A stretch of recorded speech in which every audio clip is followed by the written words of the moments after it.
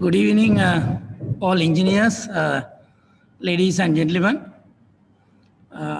We are going to start the lecture session on behavioral social sciences in management. So this is the fourth lecture of this IESL B paper, focus on the IESL B paper. This is the fourth lecture, I hope.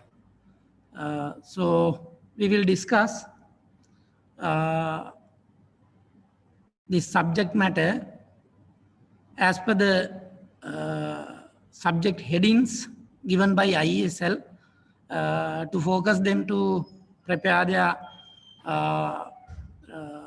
question papers and prepare your question papers and answers as well. So I will start with a PowerPoint presentation which is prepared by me. And I hope all of you can hear me. And Yes. the audio, visual, both are clear, I hope. Yes, sir. Is it okay? Yes, sir. Right, thank you very much. We'll come to the presentation.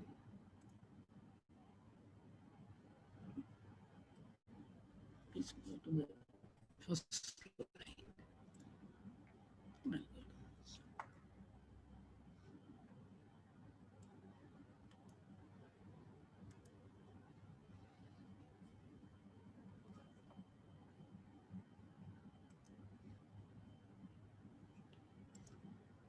Not take much time.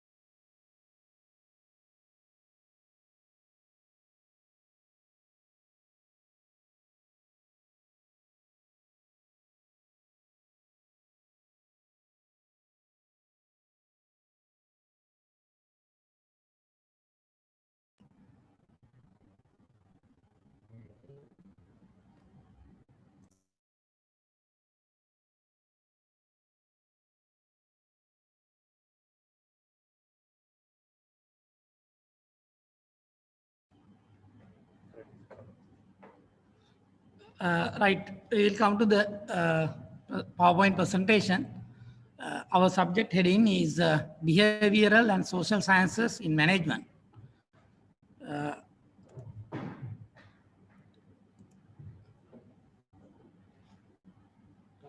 As per the guideline given by IESL, we will see the content. The number one bullet is the leadership, moral conduct, or professional integrity, motivation and empathy towards co-workers in management aspects. Second, the decision making. The third one is conflict resolution, negotiation, consultation, consensus, compromise and alternative dispute resolution procedures, arbitration and adjudication, contract law and agreements, methods of collective bargaining, role of trade or student unions, and misuses of their avenue for ulterior motives. Actually speaking, the content of this one is very important in in construction industry, especially in construction industry, starting from the preparation of bidding document and to the end of the contract, especially in contracts, these points are very important as far as my view on these subject headings. So another one is most of the subject headings are relative to organizational behavior. As you all know, organizational behavior is not the behavior of organizations. It is the behavior of the stakeholders, like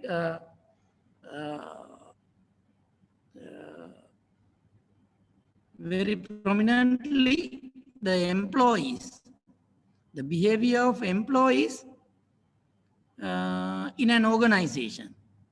So those are very important for production, achievements, for constructions, to achieve objectives of projects or objectives of the particular contracts. So these, that is the importance of these subject headings in this content.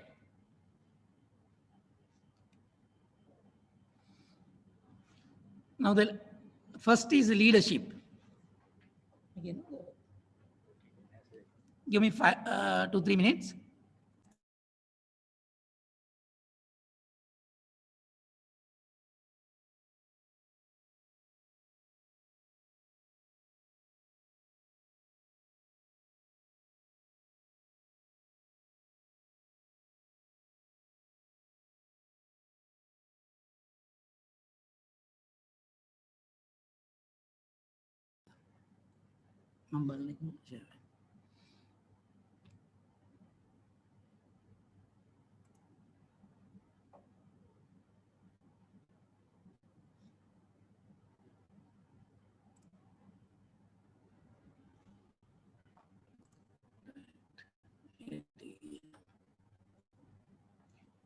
Right. First, we will discuss about the leadership. Leadership is the ability of an individual. That individual is the leader. The ability of an individual or group or organization to lead, influence, or guide other individuals, teams, or entire organization. It may be an entire organization or smaller than another team or individuals. If someone or some group or some organization will lead or will influence on the others to achieve some objectives, goals, and the requirements. So that is the leadership. So there are a lot of readings on the differences and similarities of leaders and managers. So you can read a lot from the textbooks and internet. Please refer all these things and get clear about the leader and the manager.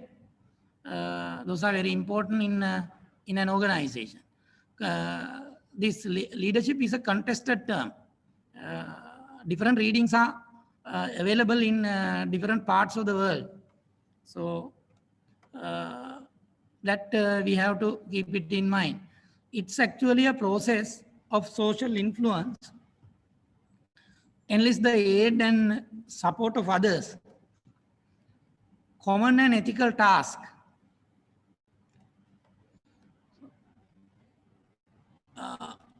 Now, this is the continuation of leadership. It is influential power relationship. Promotes changes. It uses to promote changes or movements in others. Leader can promote changes or make movements in others. Leaders and followers. There are two different parties here. The leadership is involved with the leaders and followers. Leaders will the influential party. The followers will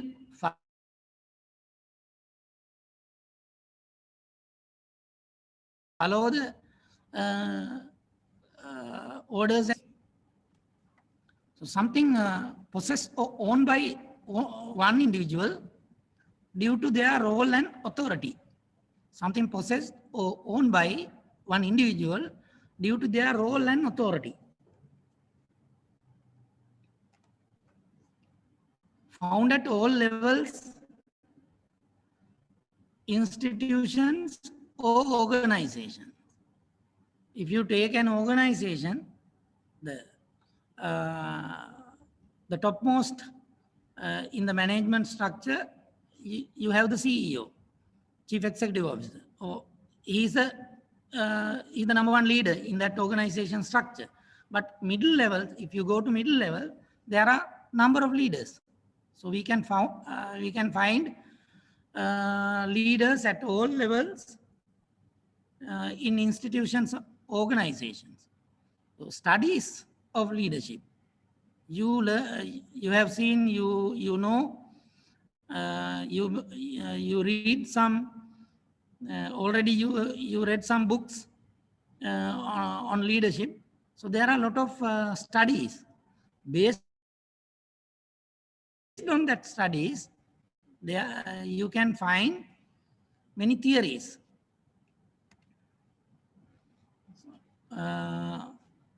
Less relevance prior to 19th century. This leadership concept is not prominent prior to 19th century because of the revolution of this technology came after some years.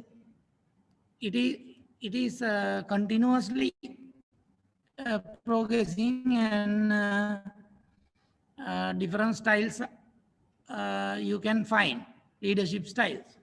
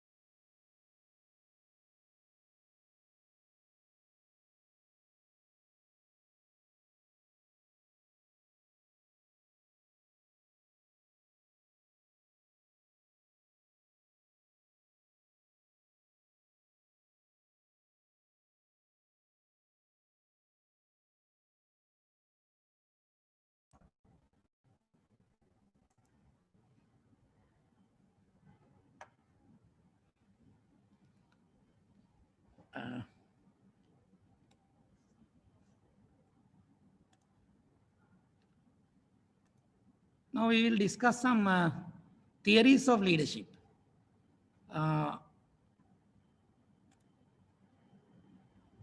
For more details, please read some materials because I have very limited time of 2 hours to cover all these things. So I will give you some basic guidelines, basic definitions of these leadership theories. So you have to read more and be prepared for the exam, be prepared of IESL. Trait theory.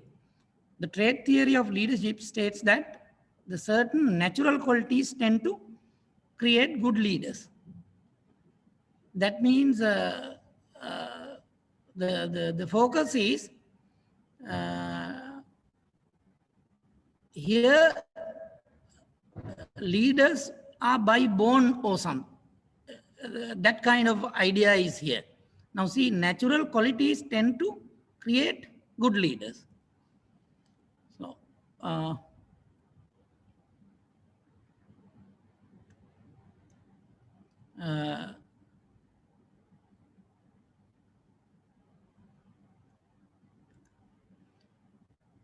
now we will come to the second one, the behavioral theory of leadership. Focus on how a person environment, not natural abilities. Now see, the second one is opposite of the first one. There are fundamentally different concept. Now second one is how a person's environment, not natural abilities. The behavioral theory of leadership focuses on how a person's environment, not natural abilities, forms him or her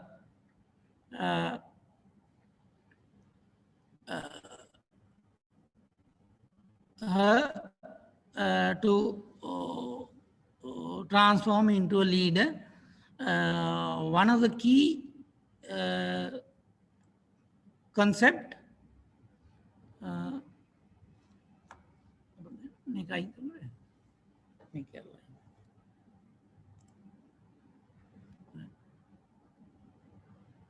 one of the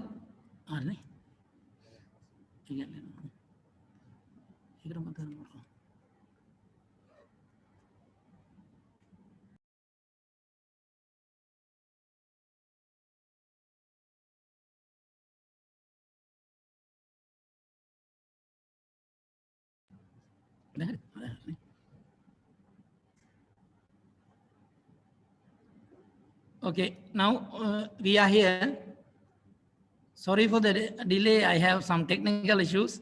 Now, the behavioral theory of leadership focuses on how a person's environment, not natural abilities, forms him or her into a leader. One of the key concepts of behavioral theory is conditioning. Conditioning states that a person will be more likely to act or lead in a certain style as a result of environmental responses to behavior. Now we will go to the next one.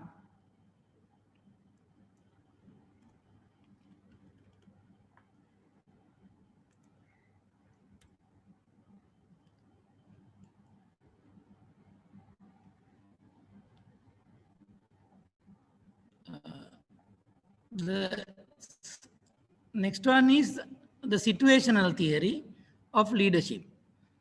The situational theory, it focus does not relate to a certain type of leader or claim that any one style is best. Does not relate to a certain type of leader. Now we have discussed two types, like trait theory and behavioral. Now this focus is a different one. There is no particular type, does not relate to a certain type of a leader or claim that any one style is best. One who is able to adapt her style based on the situation. This is actually situational. Situationally, leaders will be emerged. Right?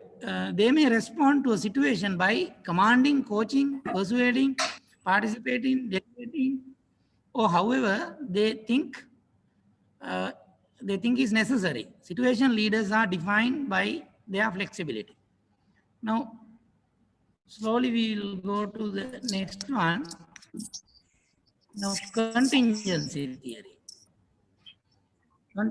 Contingency theory takes things to a next level and propose leaders to take action based on certain variables instead of looking at the situation as a whole. Now, functional leadership theory. This theory for addressing a specific leader behaviors expected to contribute to organizational or unit effectiveness.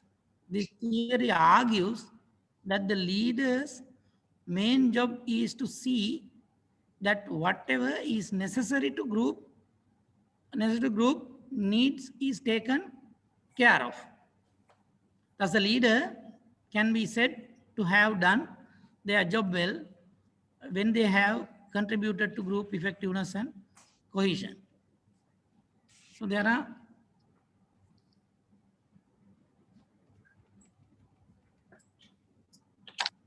contingency theory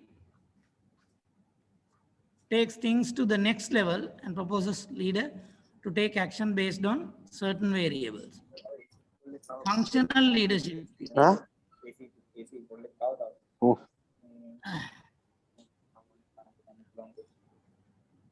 Now, the next slide is moral conduct.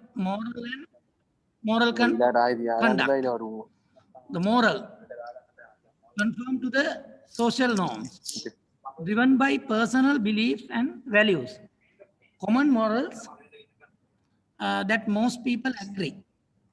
So those are actually there are some commonly accepted things.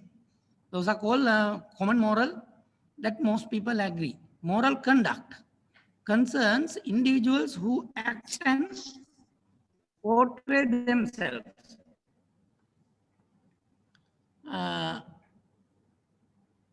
There is a reading like this. Good moral character is an ideal state of a person's belief and values that is considered most beneficial to society.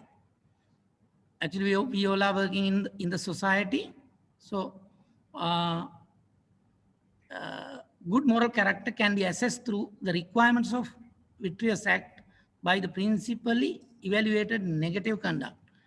Whether the assessment of good moral character depends more on the evaluator or the assess has been the subject of significant debate, and a consensus has to be reached between scholars, jurists, courts, administrative agencies, and legislators. So we will go quickly to the next slide. The professional integrity, practice of maintaining appropriate ethical behavior. Now this is very important for us. We have a code of ethics in IESL. So we have to work for the society with ethical considerations and ethical behavior. Practice of maintaining appropriate ethical behavior is very important as far as concern the society. Adherence to moral and ethical principles, values, honesty, honor, dependability, trustworthiness, etc. A person with integrity behaves ethically and does the right thing. Person with integrity behaves ethically and does the right thing. Powerful impact on performance, productivity, and reputation. The employees in an organization, if they work, if they behave ethically with good corporate governance, then definitely it will be lead to good performance and good productivity, and the reputation of the company, reputation of the organization will go high. Those are based on the ethical behavior of employees in an organization. Why professional integrity in a workplace is important? Now we'll see why professional integrity in a workplace is important. Employee satisfaction. Individually, if the employees behave properly, without conflicts, without undue advantages, getting an undue advantage, without corruptions, without wastages, the employee satisfaction will be achieved. Reputation of the organization, reputation of the institution, reputation of the company will go high. And clearly focus, clearer focus. Focus should be very clear. Stronger sales in business, if it is a business organization, stronger sales can be achieved. Now we'll see some tips for maintaining integrity. Treat everyone the same. In an organization, there are different levels. There is an hierarchy. Different level, you have different groups. So in a group or in a team, there are some members. So the person who lead the team, the person who manage the team should treat everyone the same, because they all together work for a common goal, common objective, with their same level of capacity. I mean, same hierarchical level as a team. So when you reward should be honesty, and admit your mistakes. If you do some mistake, raise your hand. Yes, I made a mistake, and then you are clear about the mistake, and if there is some action on that, you have to bear, definitely. But with that, you can do better work. Encourage teams to speak freely. There are many teams in an organization. You have to encourage teams to speak freely. So if you encourage them to speak freely, they will forward different good ideas. The initiatives, ideas, and some good important methods and initiatives will come if you allow only them to speak freely. Conduct self-assessment. Self-assessment has to be conducted for individuals of an organization. Keep your commitments. Everyone in an organization should commit for the work, commit for their responsibilities, commit for their duties.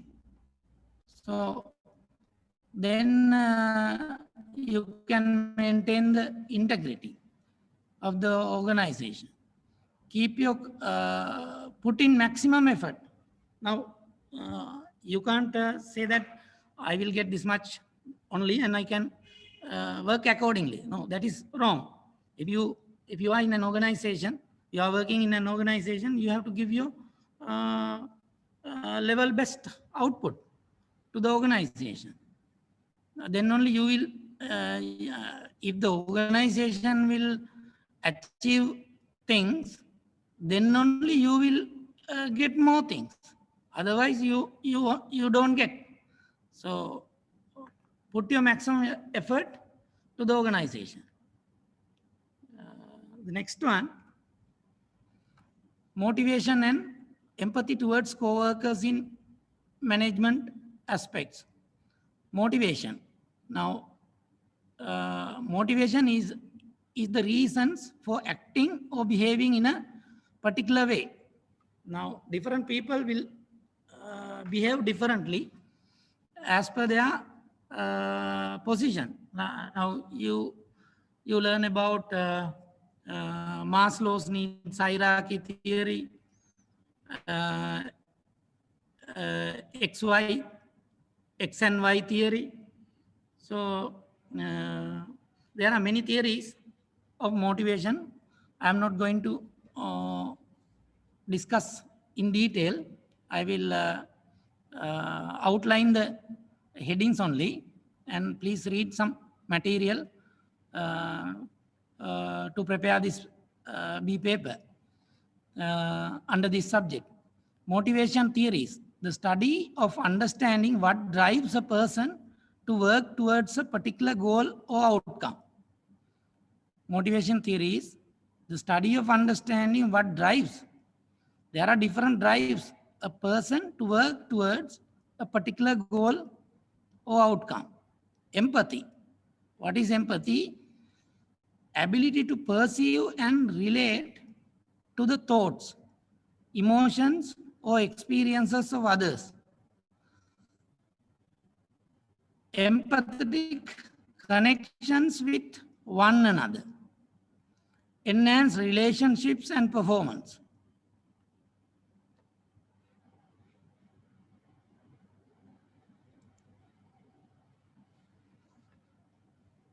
Empathetic leadership. Watch for signs of burnout in others. Now, you have different employees in your organization, but carefully, you have to see your employees, though they have some burning issues. So, when you get some work from your employees, we can't say that I don't care about your personal life and whatever your condition at home. You just if you come to the come to the work on time, go after the working hours and do the level best in the organization. No, that is not correct. If there are some personal problems at home and in his private life at home or in the society, so he is not comfortable with his mindset. So we can't achieve some good work in the organization because he has some burning issues. So watch for signs of burning issues in others. So sincere interest in the needs. There are some needs. There are some hopes and dreams of other people. Respect their needs. Respect their hopes. Respect their dreams. So they want to make it real. So sincere interest has to be focused while we get some work from employees. Willingness to help an employee with personal problems. So there are some, as I mentioned earlier, there are some personal problems. Please help them to get out of that problem. And then he will come to the organization and work happily without some mental stresses. Compassion when other people disclose a personal loss. You have to compassionate focus when other people disclose a personal loss.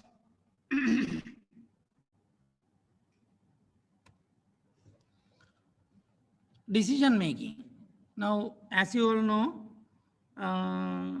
in management, there are some functions starting from forecasting, planning, and so on. So decision making is very important. to execute or to do the thing, you should not, you can expedite the progress, but take some good time to make the decision. So decision making is very important because you have to carefully study the background and carefully study the important aspects, and after that only you can make a good decision. Strategic, tactical, and operational. Some decisions are strategic decisions, so those are very important. So managers has to take strategic decisions with the top management, and tactical and operational one. So all these are in different level. The higher level, it is strategic decision, and tactical, then operational level, you have some decisions to take. So characteristics, objectives. So there are some objectives of an organization. Different stakeholders have different objectives. Develop and evaluate the alternative actions against all objectives. Develop and evaluate the alternative actions against all objectives. There are many objectives. Try to develop many alternative actions. Try to develop and evaluate. Tentative decisions. Evaluate against more possible consequences. There are some consequences. So we have to evaluate against more possible consequences. Decisive actions and optimum production plan. Decisive actions and optimum production plan. Now, conflict resolutions. Conflicts are available in an organization. First, we will see what is the meaning of conflict. Conflict is a real or perceived threat to attitude, expectations, aspiration, and behavior of two or more interacting or independent parties. It may be in an organization, there are two individuals, but there is a threat of his attitudes or expectations by another individual. So actually, sometimes there is no real threat, but he perceived that there is a threat.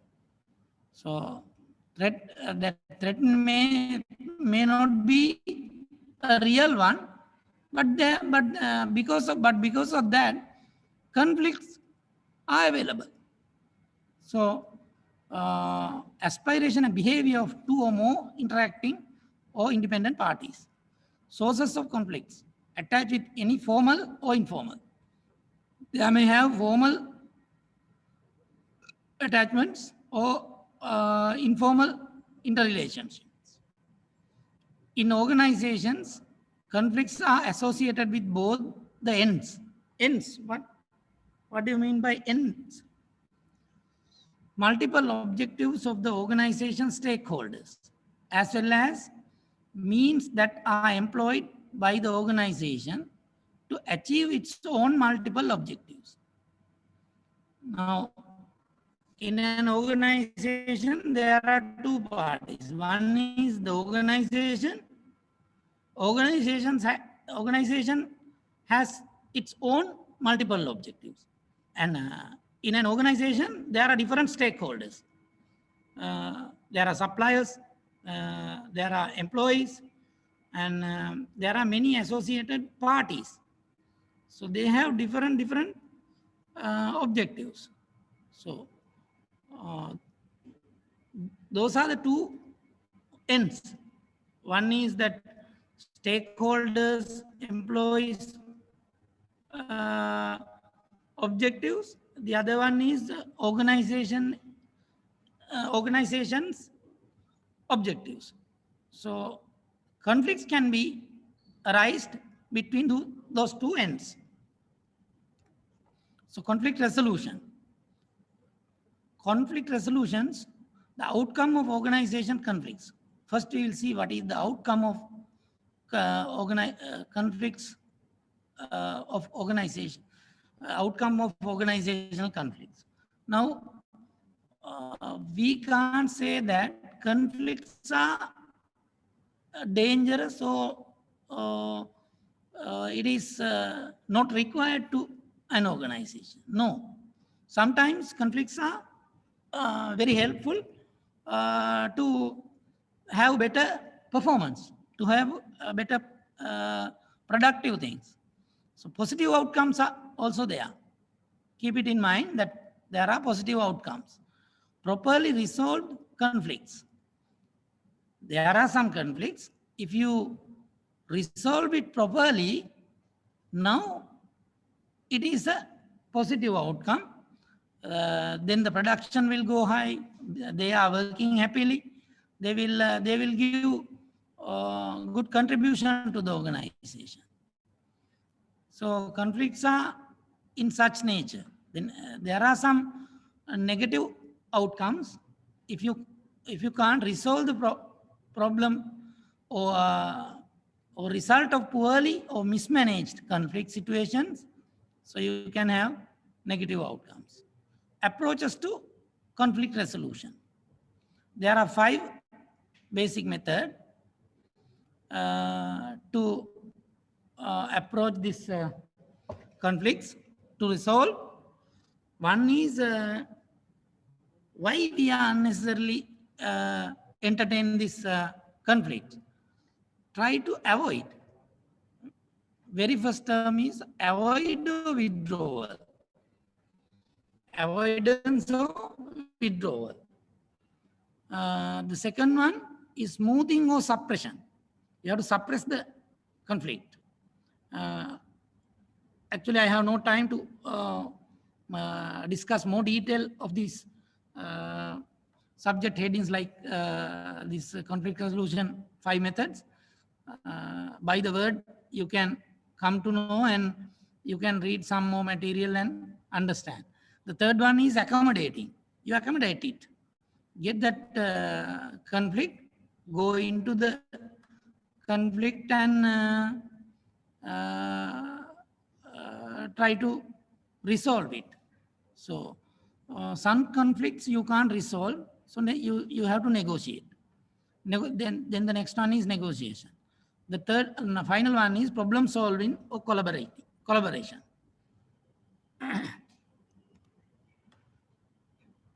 Okay. Methodology for problem solving. Under conflict resolution, the next heading is methodology for problem solving. Properly identify the problem. Actually, first we have to identify the problem. Then only we can go to the other steps by gathering relevant data. Gathering relevant data of that particular problem. So alignment of data. So now you get the data, align the data and analyze that data to go for a decision. So now next one is, after that, you go for the decision. Then implementation. So now you know the problem, you know the data, you gathered the data, aligned the data, you analyzed all this data and take a decision. Decision is that some work, some method has to be implemented. So now the implementation part. Implementation. After that, implement it and do it. So now you can't allow that to go freely. So now you have to review again. Review, see what is happening. If it is going good, that's okay. But if you want to adjust it, next one is you have to adjust, review and adjust it. Negotiation. Now, negotiation is a process of discussing each individual's position on a topic and attempting to reach a solution that benefits both parties. The negotiation will be done between two parties. Now, we have to make some attempt to reach a solution that benefits both parties, not one party. That benefit should it should be benefited to both the parties. So preparation and planning, there are some steps. Preparation and planning is the first one. The second one is definition and ground rules, clarification and justification, bargaining and problem solving, closure and implementation. In some books you can see prepare, discuss, propose, bargain, close and commit. So those are the 5 basic steps in negotiation process.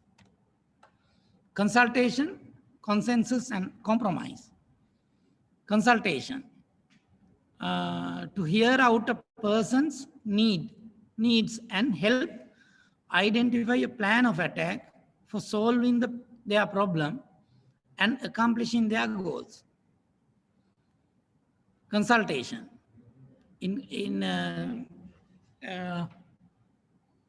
You have to consult some people to get out of the conflict, get out of the problem. So consensus, a general agreement. Consensus is the general agreement. Compromise, settlement of a dispute. There are some disputes in engineering industry, in different disciplines, especially in construction industry. You have some disputes. Settlement of a dispute that is reached by each side making concessions. Now, compromise is something like if you have two parties. Now I can sit here, and someone can sit little away from there. So he can tell me, okay, you come to me. I can say, no, you come to me. No, both are wrong. So both of them should come to a middle position to settle the dispute. So the coming way, the process of coming into a common place will lose something, both the parties. So that's sometimes if there is a gain, so both of the party will gain it. So compromise is a settlement of a dispute that is reached by each side making concessions. Alternative dispute resolution procedures, arbitration and adjudication. Now here I will take some time. Before come to arbitration and adjudication, I will start from I will get get a contract as an example. Now, in a construction industry, there are 3 parties, 3 basic parties. There are many stakeholders in a project, but there are 3 main stakeholders. They are also stakeholders and parties. One is client, and the other one is contractor. The next one is consultant. Now, consultants, they are the engineers. So we call engineer. So consultant in a contract, there is an agreement between the client and the contractor by the contract document. So initially, it is prepared as the bidding document. Bidding document can't be prepared by the client because client does not have that intellectual capacity. So engineer has that capacity. So consultant will prepare the bidding document as per the client's requirement. So that bidding document will be corrected by the client's party. If they have some professionally competent people, they will not only the technical part and the terms and conditions of the contract agreement, all the requirements like procurement and material supply and how that implementation, installation, testing, commissioning, all those things are written down in the bidding document. So the bidding document will be corrected, and that corrected document is come as outcome as a contract document. So contract document, then contract document will be signed by both the parties. Then after that,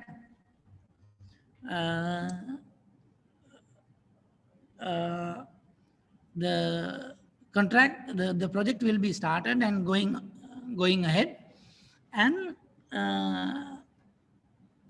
in between there are some stage payments. Like initial payment has to be done by the client to the contractor as the preliminary. Before they move on to the site, they have to prepare the infrastructure. They have to buy some materials to start the project.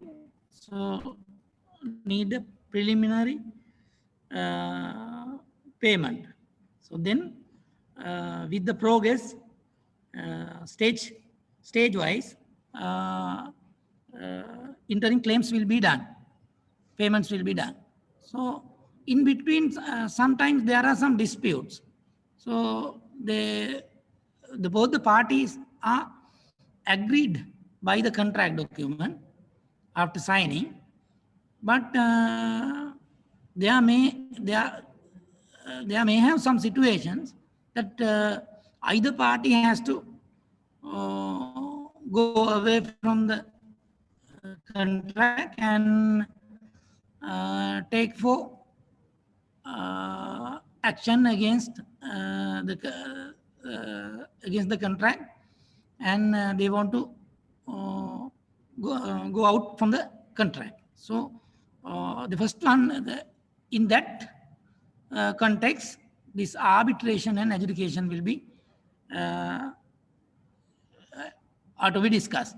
Now, arbitration, it is a procedure in which a dispute is submitted by agreement of the parties to one or more arbiters who make a binding decision on the dispute. Now, in construction industry in Sri Lanka, we have ICTAD, and ICTAD, then now ICTAD is, we call it is CIDA, Construction Industry and Development Authority. So as per the CIDA publications, we prepare the contract document. So that contract document, now both the parties have now in the interim payments are not settled properly. So either party, like contractor or client, most of the time the contractor will go for arbitration by not getting getting their payments on time, delay in payments. So they will submit their dispute to the CEDA, and arbitration will be carried out, and to one or more arbiters who make a binding decision on the dispute. Adjudication is more towards legal. Now, if we read it, it is a legal process by which an arbiter or judge reviews evidence and arguments, including legal reasoning set forth by opposing parties or litigants to come to a decision which determines rights and obligations between the parties involved. I'll read it again. Adjudication is a legal process by which an arbiter or judge reviews evidence and arguments. An arbiter or judge. The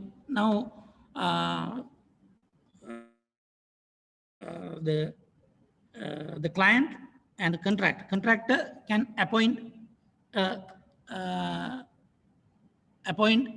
person to judge this one and to review this one, and client can propose another member. Both of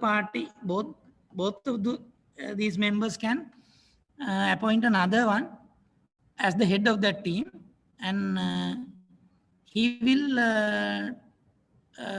review the evidence and arguments, including legal reasoning set forth by opposing parties or litigants to come to a decision which determines rights and obligations between the parties involved.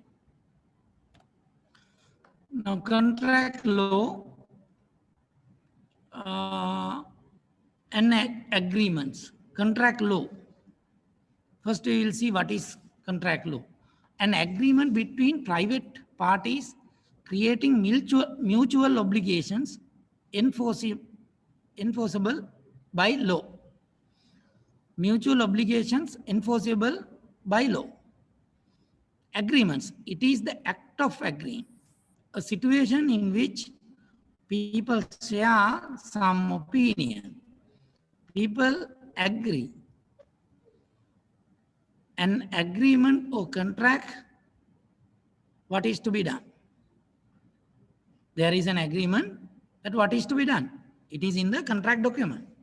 So what is to be done is in the contract agreement. So according to that, the project will be progressed.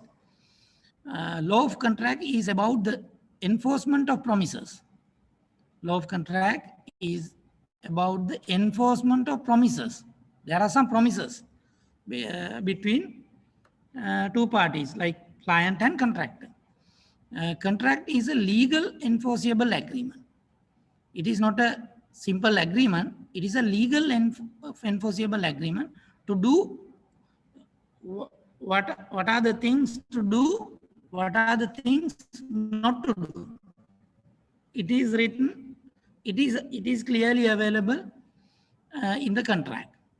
Law of contract governs where law and business most often meet.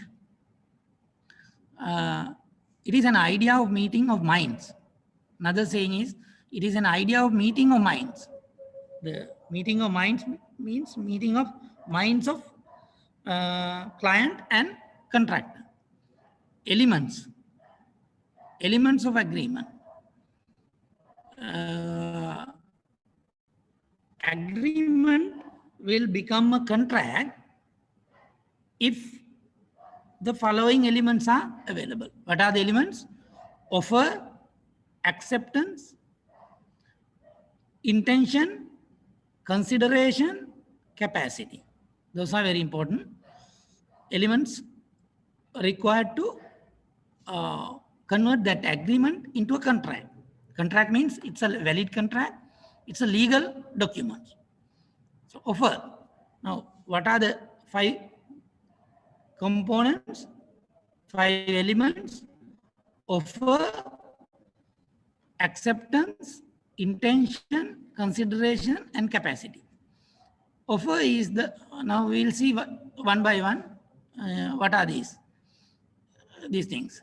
Offer, intention to enter into a contract, unconditionally accepted. Acceptance, offer is the intention to enter into a contract. Now, it is the intention to go into a contract. Now, I have something to sell, so I will prepare some conditions, prepare some specifications, and forward it. But it is unconditionally. If the offer is unconditionally accepted, so it is a valid acceptance for that particular offer. So the second one is acceptance, affirmative response to the term of the offer, no further negotiation. If the acceptance is completed, there is no further negotiation. Intention, it is an intention to create legal relations. Consideration required in all simple contracts. Sufficient or real, must be legal. Capacity, legal competence of a person to enter into a valid contract. So those are the 5 basic component elements which is required to make the contract, convert the contract convert the agreement as a contract. We'll go to the next slide.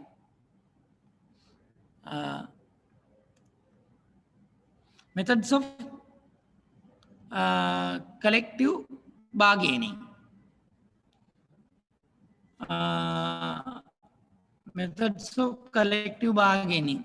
Role of trade, student unions, settlement of trade, industrial disputes, discussion and negotiation between 2 parties. Finally, it is needed to arrive at a decision. Settlement of trade. There are some trade unions. There are some industrial disputes.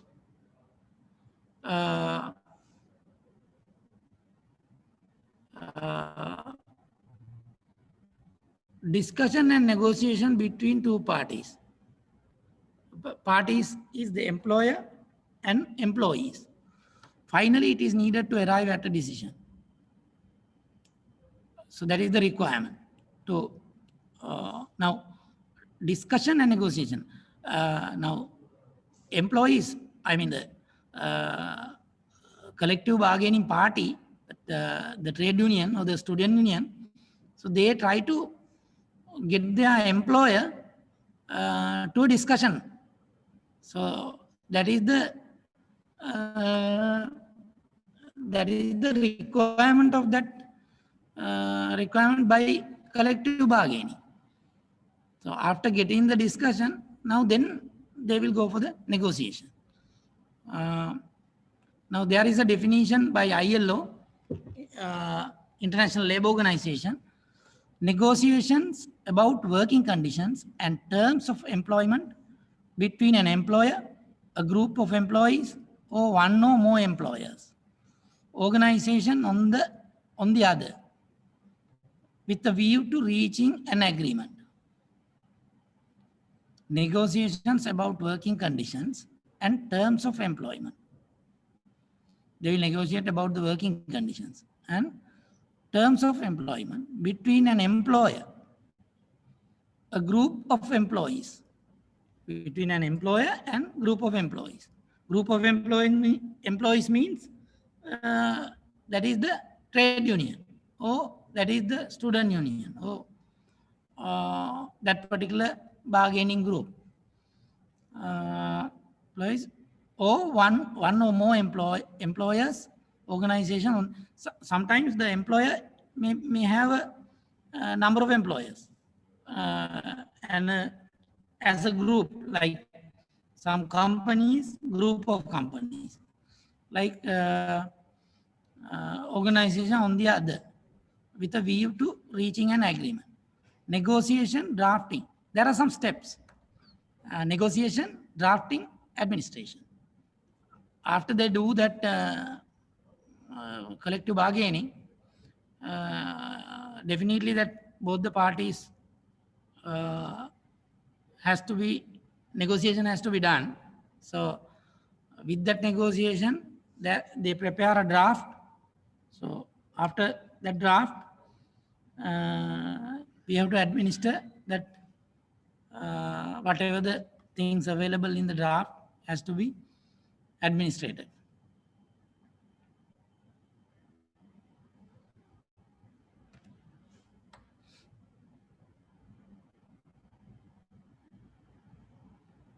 Effective collective bargaining, strong representation.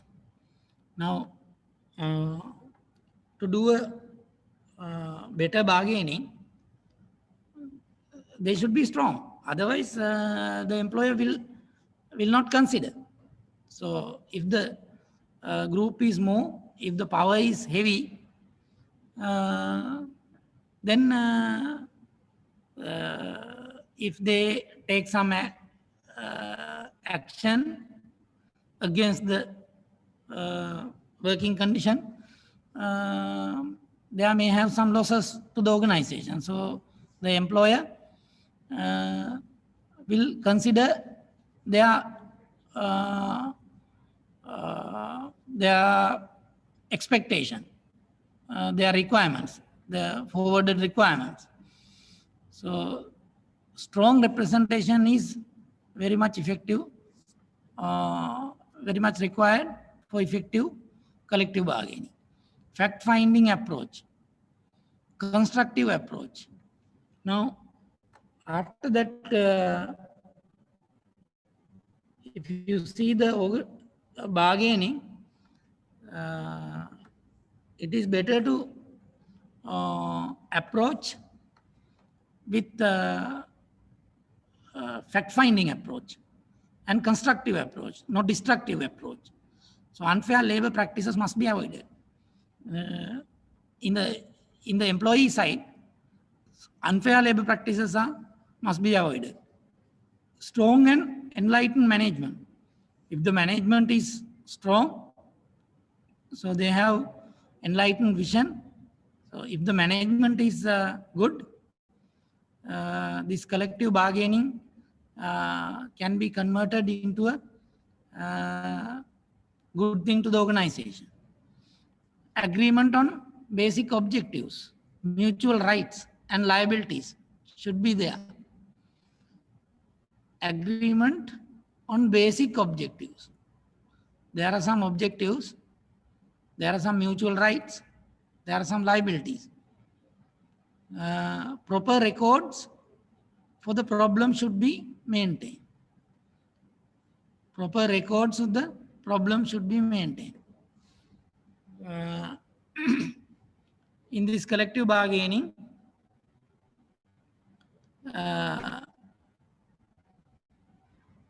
if they want to forward effective bargaining, they have to have some proper records.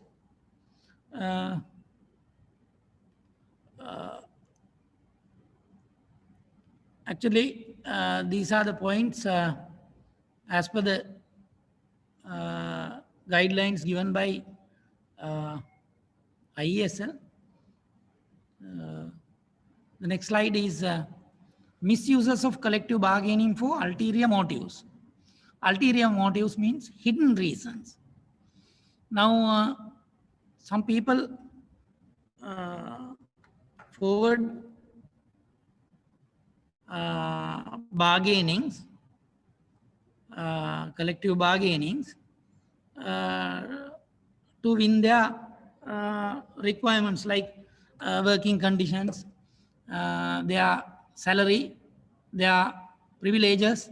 So, but in that, some with that collective bargaining, some other parties can involve, and then there may have some hidden reasons, like political influence will come to the come to that particular trade union. So those are not healthy environment. It is prone to inequality. Now let's see in the health sector in our country. Now, if you get the protocol level, there are some minor staff in the health sector. They get much more higher salaries than the minor staff in other departments other than health sector, because of the importance of health sector. Government, when they bargain collectively to avoid the unnecessary situation in the country, they will give. So now, if you take different equal levels, equal hierarchical levels, equal protocols, there are salary differences. There are mismatches, inequalities. So it is prone to inequality. It can be biased to employers. Sometimes misuses of this collective bargaining, ulterior motives, it can be biased to employers. It takes a long period of time. Now, as you all know, in our country, few months before, with that pandemic situation, even with this pandemic situation, some parties are struggled. Now it's a long period. Now those are not healthy actually. It can be unfair to employees. Sometimes it is very unfair to employees. They get very less salaries, very less working conditions, inferior working conditions, undue advantage will come, will receive by employers. So unfair employee can be unfair to employees. It can be widen the gap between two parties. When this collective bargaining is in progress, now both the parties, like employer and employee, they will be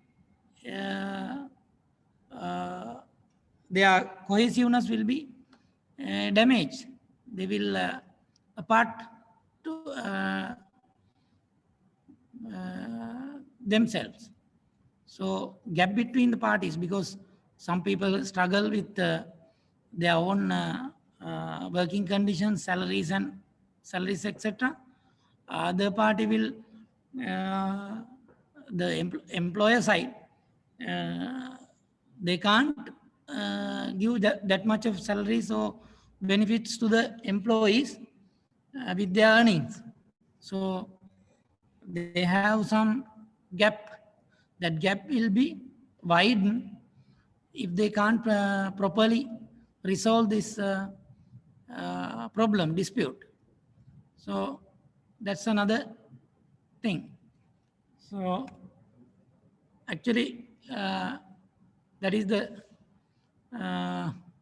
end of this session. Thank you very much for participating for this lecture. Please go through materials you can find from internet, much more good materials. Whatever I forwarded, much more good documents are there. Read some organizational behavior books, and read some articles on contract administration. Those are the things you can improve your knowledge. I made this effort with very lesser time to prepare these slides. And if there is any inconvenience, please forgive me. And thank you very much. If you have some questions, please ask now.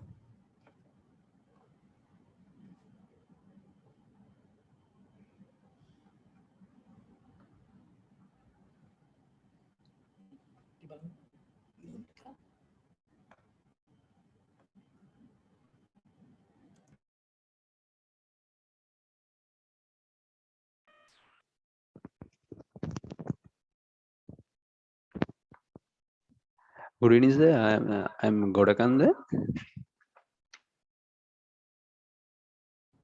Hello. Yes.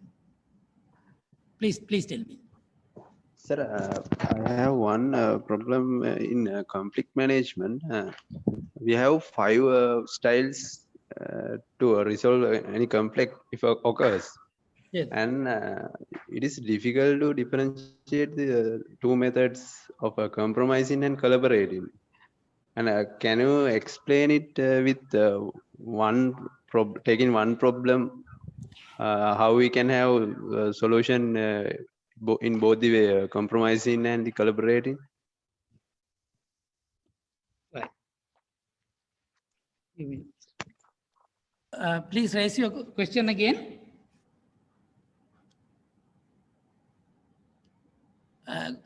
Mr. Godakanda, Engineer Godakanda, please raise your question again.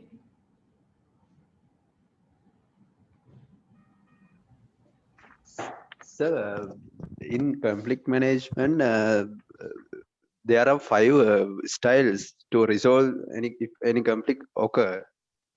Yes. I have doubt that means I cannot differentiate the 2 methods of negotiation or the compromising and with the collaborating style. Right. Negotiating approach aims to achieve a compromise solution to conflicts. This happens when parties involved recognize each other's basis of power. They believe that they have the ability to establish a common ground to negotiate. There is a time pressure to resolve the conflict. Now, in problem solving slant collaboration approach takes place when conflicting parties want a better outcome for the entire organization. There are a number of characteristics that can be seen when this approach is used. In point form, parties to conflict can arrive at common overall objectives, application of effective problem-solving methodology, facts take precedence over emotions, willingness to spend time, ability to use internal as well as external expertise. Do you get my point? In problem-solving and collaboration, approach takes place when conflicting parties want a better outcome for the entire organization. There are a number of characteristics that can be seen when this approach is used. Parties to the conflict can arrive at common overall objectives. Application of effective problem solving methodology. Facts take precedence over emotions. Willingness to spend time. Ability to use internal as well as external expertise. Whereas negotiation approach aims to achieve compromise solution to conflicts. This happens when three occasions parties involved recognize an other's basis of power. They believe that they have the ability to establish a common ground to negotiate. There is a time pressure to resolve the conflict. So that is the way I can explain. If you want to have much better clarification, I hope you have to read some more good material. Thank you. Thank you.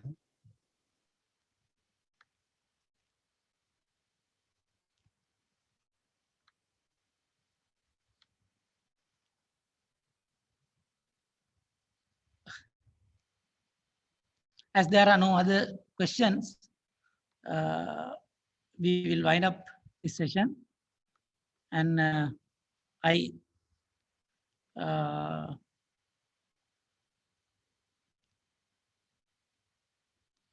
will terminate this session, and I express my sincere gratitude to all, and I hope all of you can do well, read more materials. My lecture is very less fun, very small one. Gather some more knowledge, and I wish you all the very best for all the participants to have better understanding and replying, answering the questions on this subject in the B paper of IESM.